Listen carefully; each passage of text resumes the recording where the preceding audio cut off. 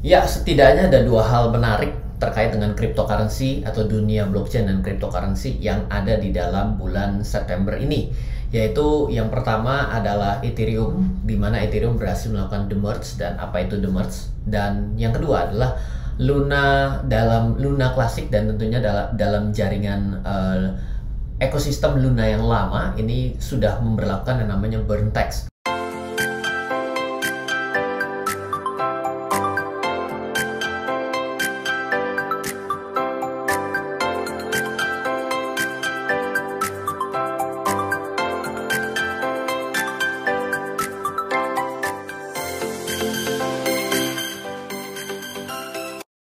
Ya, setidaknya ada dua hal menarik terkait dengan cryptocurrency atau dunia blockchain dan cryptocurrency yang ada di dalam bulan September ini. Yaitu yang pertama adalah Ethereum, di mana Ethereum berhasil melakukan demerge. Dan apa itu demerge? Dan yang kedua adalah Luna dalam Luna Classic, dan tentunya dalam jaringan ekosistem Luna yang lama ini sudah memberlakukan yang namanya burn tax. Dan dua hal ini mungkin akan mempengaruhi pergerakan yang akan terjadi pada pasar terkait dengan ya koin daripada Ethereum sendiri atau token Ethereum, dan juga tentunya dengan Luna juga. Nah, banyak juga yang minta saya untuk mengulas hal ini, dan juga banyak juga ternyata yang di channel ini yang menantikan ketika saya mengulas daripada dunia cryptocurrency dan blockchain. Ya, anggap saja bagi yang tidak terlalu mendukung terkait dengan crypto dan blockchain menjadi suatu studi ya. Sedangkan ketika ada yang mau belajar mengenai dengan crypto dan cryptocurrency dan juga blockchain, tentunya kanal ini juga terbuka untuk kita sama-sama melihat seperti apa cara berpikir secara terdesentralisasi. Karena ketika kita berbicara dengan ekosistem keuangan yang umum, misalnya adalah investasi saham, itu adalah konsep-konsep yang ada secara sentralisasi. Meskipun pada akhirnya nanti bisa saja dibuat dengan konsep blockchain, namun sampai dengan saat ini belum ada pergerakan di Indonesia terkait dengan dunia pasar modal yang mengarah ke sana. Oke, kita akan mulai saja. Cryptocurrency banyak berita miring quote unquote karena Ethereum demerge, banyak juga yang khawatir dan bertanya, dan juga apa efeknya dari Luna Classic yang benar-benar melakukan burn tax dan akan dilakukan pada tanggal 20 September 2022. Yang pertama, saya ingin ceritakan bahwa Ethereum akhirnya sudah 2.0 ya, yang memang menjadi suatu perjalanan cukup panjang, dan kalau saya tidak salah beberapa kali mau dilakukan dan gagal. Dan buat informasi buat Anda yang tidak mengetahui, di dunia kripto ada dua yang terbesar secara market cap. Yang pertama adalah Bitcoin itu sendiri, yang kedua adalah Ethereum. Dimana keduanya adalah dua hal yang begitu berbeda secara konsep. Dimana Bitcoin pada white papernya memang sudah menyatakan bahwa ingin menjadi currency, dan bagi sebagian orang menyatakan juga bahwa Bitcoin adalah dari gold 2.0, emas 2.0. Kalau orang bilang, wah gimana buktinya emas bisa emas, orang sekarang mengalami penurunan. Yes, ketika saya buat video ini juga yang namanya emas tengah mengalami penurunan, dan lumayan cukup dalam gitu ya. Artinya yang namanya apapun di dunia ini selama ada harganya bisa naik dan bisa turun. Nah, sedangkan Ethereum perbedaannya adalah yang menjadi kekuatan pada ekosistem Ethereum adalah bisa membangun koin lain dan juga network lain di atas daripada jaringan Ethereum. Jadi Ethereum network, banyak yang belum bisa membedakan bahwa blockchain adalah blockchain, sedangkan yang membuat Ethereum koinnya atau tokennya menjadi sesuatu yang berharga juga adalah karena untuk menggunakan network itu diperlukanlah Ethereum, seperti itu, sebagai gas fee, biaya pencatatan lah, boleh bilang seperti itu. Nah, kalau dilihat secara timeline, jadi demerge dilakukan itu pada tahun 2022, dan Anda adalah bagian dari saksi sejarahnya gitu ya. Demerge dilakukan, maka Ethereum tidak lagi proof of work, dimana proof of work itu kita perlu menyiapkan laptop lah, boleh dibilang komputer lah, jaringan internet lah, dan lain sebagainya secara infrastruktur untuk melakukan pencatatan pada blockchainnya Ethereum. Nah, melakukan pencatatan lo ya, bukan menyerahkan aset Anda pada Ethereum network, itu adalah konsep yang masih ngelindur gitu ya. Nah, poin yang kedua adalah 15 September tahun 2022 adalah hari bersejarah di mana Ethereum pindah gerbong, pindah menjadi proof of stake. Ketika terjadi proof of stake, maka tidak lagi menggunakan konsep mining seperti itu, tapi adalah staking seperti itu untuk melakukan validasi pencatatan transaksi selanjutnya. Hal positif awam ya jelas dengan tidak menggunakan computation yang sifatnya adalah mining, maka akan menjadi lebih ramah lingkungan, karena memang ada banyak studi yang menyatakan bahwa proof of stake menjadi jauh lebih go green, hemat dan efisien, seperti itulah kira-kira. Nah, bagaimana secara demand and supply?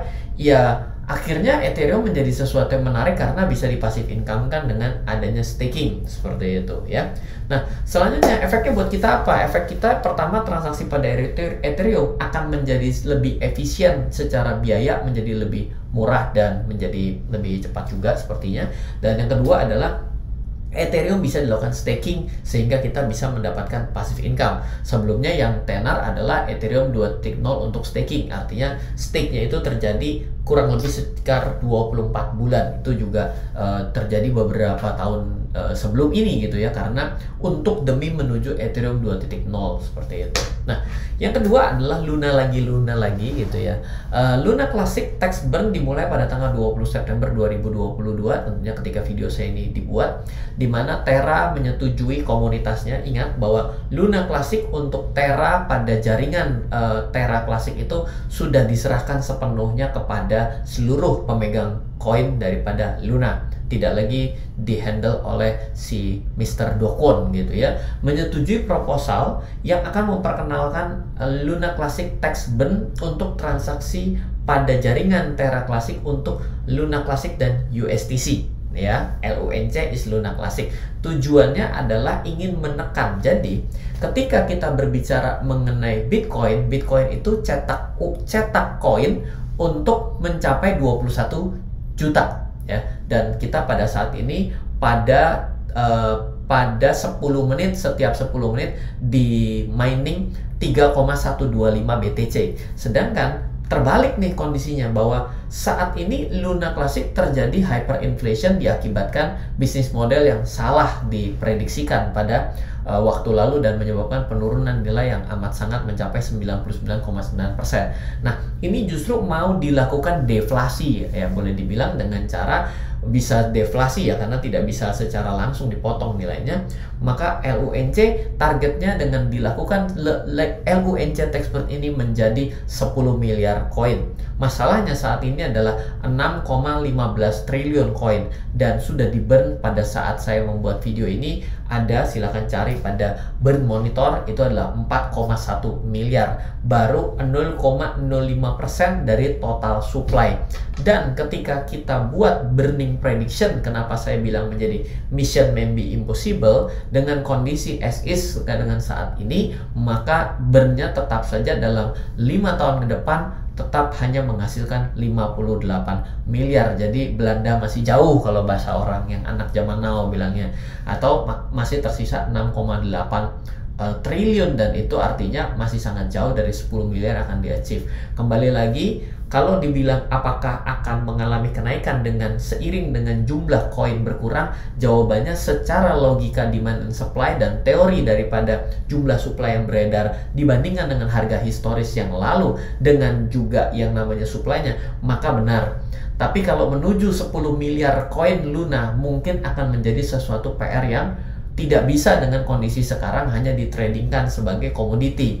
Tapi yang dipertanyakan dari Luna Classic ini adalah, dan USTC adalah, apa utilisasinya dari ekosistem yang sudah terbentuk dan banyak yang die hard terkait dengan Luna. Ya, mungkin video pada hari Selasa ini tidak terlalu panjang lebar. Semoga dari dua penjelasan ini bisa mendapatkan suatu update yang menarik. Ya, biar kita sekarang jadi tiba-tiba jadi apa ya, kok ada proof of work tuh, apa juga ada namanya proof of stake. Lalu kok bisa ada suatu persetujuan proposal untuk sama-sama menyetujui yang namanya proposal, ya, yang namanya proposal burn tax ini gitu ya. Bagaimana bisa? Itulah yang membedakan konsep desentralisasi dan sentralisasi.